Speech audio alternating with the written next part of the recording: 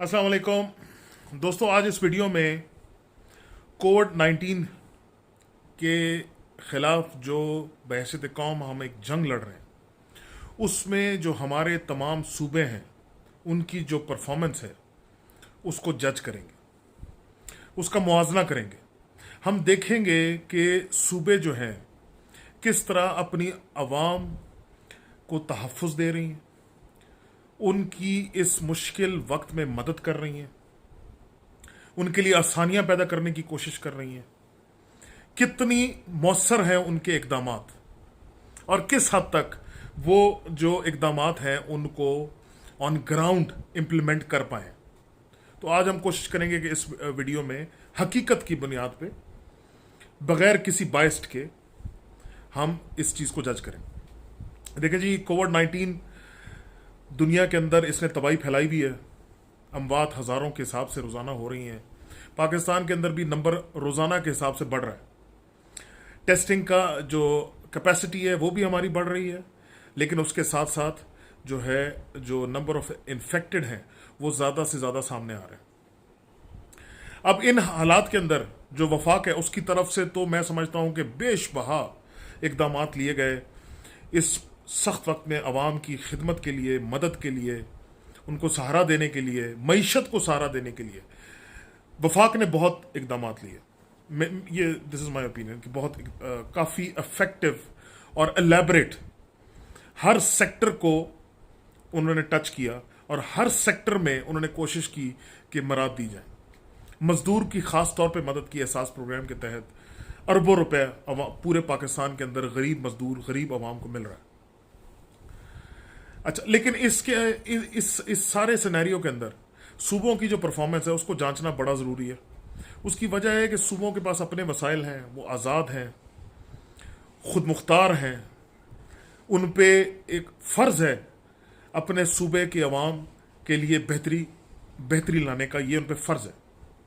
तो हम आज देखेंगे कि जो सूबे हैं वो किस किस्म का काम कर रहे हैं। देखिए जी, सबसे पहले पाकिस्तान का सबसे बड़ा सूबा वो है पंजाब।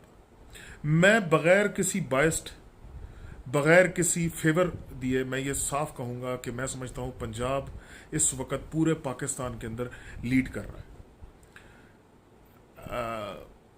हस्पतालों के लिहाज से, क्वारंटीन फैसिलिटीज़ के लिहाज से, जो टेस्टिंग है उसके लिहाज से, जो प्रोएक्टिव तरीके से पंजाब की टीम काम कर रही है, मैं नहीं समझता कि पंजाब पूरे पाकिस्तान में कहीं और कोई काम हो रहा है। सरदार उस्मान बुज़दार साहब ने अपनी सलाहियतों को मनवाया है, मैं समझता हूँ इस पेंडेमिक के अंदर। उन्होंने ही लेड फ्रॉम द फ्रंट। हर जगह वो खुद नज़र आए हैं। उन्होंने हर डिसीजन के अंदर खुद, मैं समझता हूँ कि पूरा मामलात को समझ के एक मामला फहमी के साथ फैसले किए हैं। जो हमारी सेहत की वजीर हैं पंजाब की, यास्मीन राशिद साहिबा, उन्होंने भी मैं समझता हूँ कि बहुत बेहतरीन काम किया है। जिस तरह इमरजेंसी बेसिस पे क्वारंटीन सेंटर्स बनाए गए हैं, जिस तरह जो है टेस्ट की फैसिलिटीज़ को बढ़ाया जा रहा है, ऑल्दो अभी भी बहुत कम है, लेकिन मैं समझता हूँ कि फिर भी एटलीस्ट देयर इज़ रियलाइजेशन कि ज़्यादा से ज़्यादा टेस्ट रोज़ाना करने की ज़रूरत है, और ये रियलाइजेशन पंजाब में सबसे ज़्यादा है। उसके अलावा जो एहसास प्रोग्राम वफाक ने गरीब आवाम के लिए लॉन्च किया, उसके अंदर उसको सप्लीमेंट करते हुए पंजाब ने गरीब ख़ानदानों को 4,000 रुपये की कफालत भी की। ये बहुत बड़ी बात है एक सूबे के लिए, मैं समझता हूँ। तमाम के तमाम रिसोर्सेज आवाम की बेहतरी के लिए जो उन्होंने इस्तेमाल किए।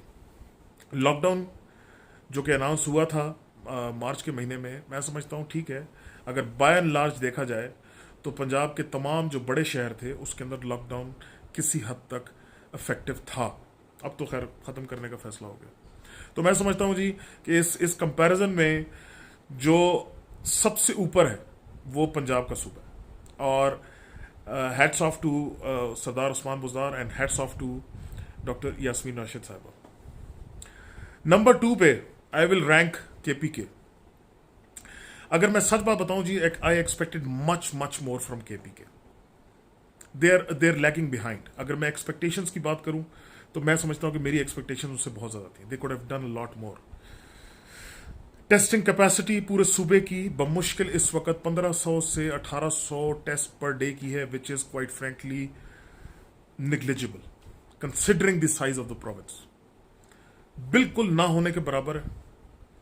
क्वाइट फ्रेंकली शुरू में महमूद खान साहब थोड़े प्रोएक्टिव नज़र आए, क्वारंटीन सेंटर्स में भी चक्कर लगाते नजर आए, अस्पतालों को में जो इंतजामात हो रहे थे उनको भी देखते नजर आए। लेकिन अगर सच बात बताऊं तो काफ़ी अरसे से जो केपीके में कोविड के खिलाफ जंग है वो सिर्फ प्रेस कॉन्फ्रेंस पे, टेलीविजन पे और सोशल मीडिया पे हो रही है। मुझे बड़े अफसोस से कहना पड़ता है। लेकिन फिर भी अगर मैं 4 सूबों को रैंक करूं तो सेकंड नंबर पे केपीके ही आएगा पंजाब के बाद। नंबर 3 पे आई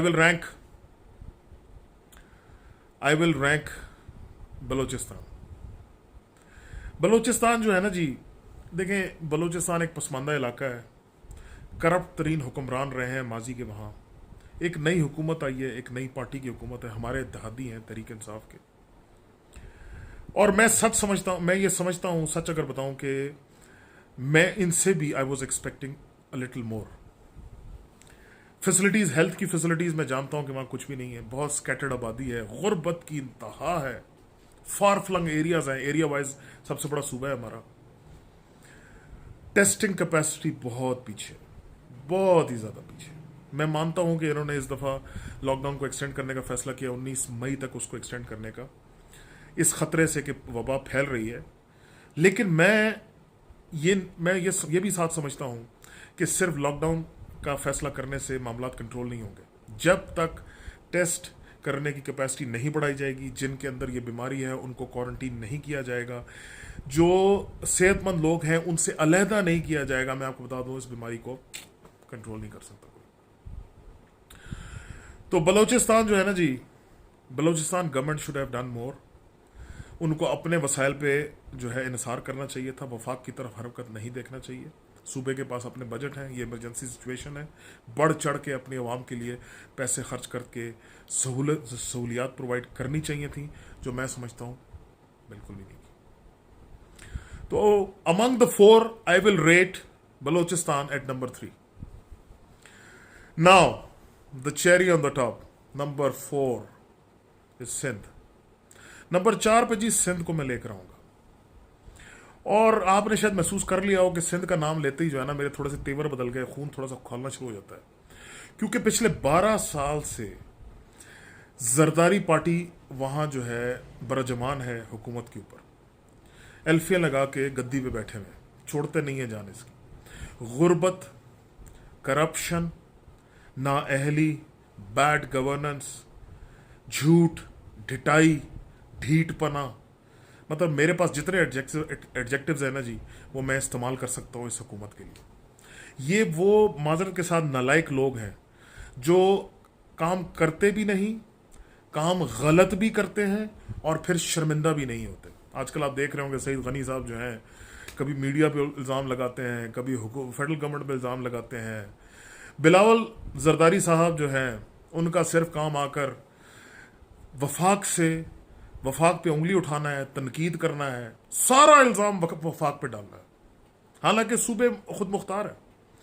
तकरीबन 5,000 अरब का तरक्याती बजट है और आप यकीन करें कि वो सारे का सारा इन्होंने आग में झोंक दिया।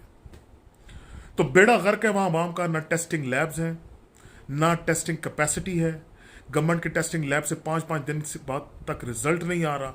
जो प्राइवेट लैब्स हैं वो हर वक्त टेस्ट करने को तैयार नहीं है, तभी कभी 3,500 टेस्ट होते हैं, कभी 2,000 टेस्ट होते हैं। सो नालायक तरीन हुकूमत है और नालायक तरीन परफॉर्मेंस है। मैं शर्मिंदा होता हूं ये सोच के कि हमारे इस मुल्क में 21वीं सदी में इन जैसी हुकूमत अभी तक मौजूद है। अफसोस होता है मुझे। उसके अलावा आज़ाद कश्मीर और गिलगित बल्तिस्तान का जिक्र किए बगैर पाकिस्तान मुकम्मल नहीं हो सकता। गिलगित बल्तिस्तान की मुझे अफसोस से ये कहना पड़ता है सिर्फ 350 टेस्ट करने की दिन की कैपेसिटी है और वो 350 टेस्ट भी नहीं कर पा रहे। शर्म आती है मुझे, बहुत ज्यादा शर्म। मतलब 350 लोगों का भी टेस्ट ये नहीं कर पा रहे। तो अफसोस होता है मुझे, बहुत पीछे हैं, इनको टेस्ट ज्यादा करने चाहिए। आज़ाद कश्मीर टेस्टों के लिहाज से बहुत पीछे है, कोरोना की मैनेजमेंट के लिहाज से बहुत पीछे है। दिस शुड हैव डन मोर। दोस्तों, इस बीमारी से बचने का वाहिद तरीका नंबर ऑफ टेस्ट को इंक्रीज करना है, ताकि जो अवाम में इस बीमारी से मुतासर मौजूद हैं उनको अलहदा किया जा सके और सेहतमंद लोगों को बचाया जा सके। तो ये जी आज का तज्जिया था तमाम सूबों और GB और आज़ाद कश्मीर का। उम्मीद है आपको पसंद आया होगा और सही लगा होगा। अस्सलाम वालेकुम। पाकिस्तान जिंदाबाद।